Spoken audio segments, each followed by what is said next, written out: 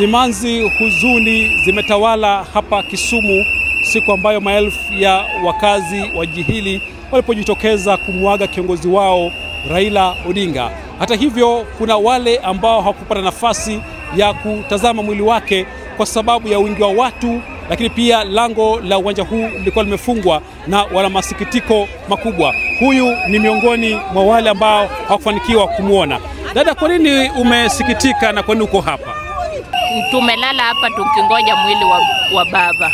Lakini kitu kinachotukasirisha sana ni tulitaka baba akuje na msafara ndio watu kama sisi tumuone tukiwa huko kando.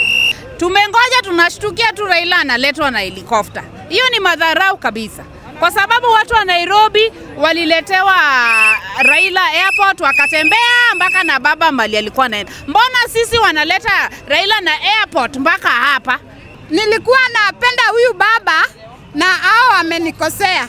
Tangu nikuja hapa jana hadi wa leo sijaona hata baba. Wamekataa hata kufungua gate tuingie hapo ndani tuone baba. Ilikuwa inafaa watufungulie gate tuingie hapo ndani. Tumuone tujue amekufa kweli, baba ameenda. Juu mimi niko hapa na sijaamini baba ameenda. Sisi kama watu Western, mtu anapokuja na ndege wanamshukisha chini. Sasa sisi kama wananchi tunatembea na baba pole pole mpaka kwa jukwaa ambaye baba anaenda kuwekwa, ndiposa watasame mwili yake. Tunatembea na yeye pole tukimwimbia ili tunamupa gwaheri ya mwisho. Niliingia hapo saa 10 ya usiku nikingoja baba.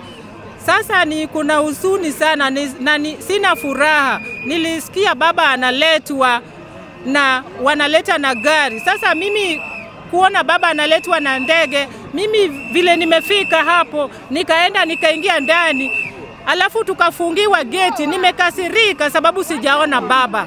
Hatujalipokea vizuri. Juu tulitarajia kutembea naye barabarani hadi tumfikishe mali hapa. Kwa hivyo pia kwa ajili ya umati wa watu pia tunaona pia hiyo kutumia helikopta ilikuwa jambo pia la maana pia. Lakini pia njia barabara tunaona tungempa heshima ya mwisho. Ilitakikana iwe urahisi. Baba kafly, sisi tukakuja kwa mguu na tuko na baba bamba kwa bamba mpaka kesho banda. Hivi ndivyo mambo yalivyo hapa katika uwanja wa Jomo Kenyatta. Maelfu ya Wakenya wakazi wa Kisumu wamekuja kuuaga mwili wa kiongozi wao Raila Odinga. Victor Abuso, Mambo Leo, Kisumu, RFI Kiswahili.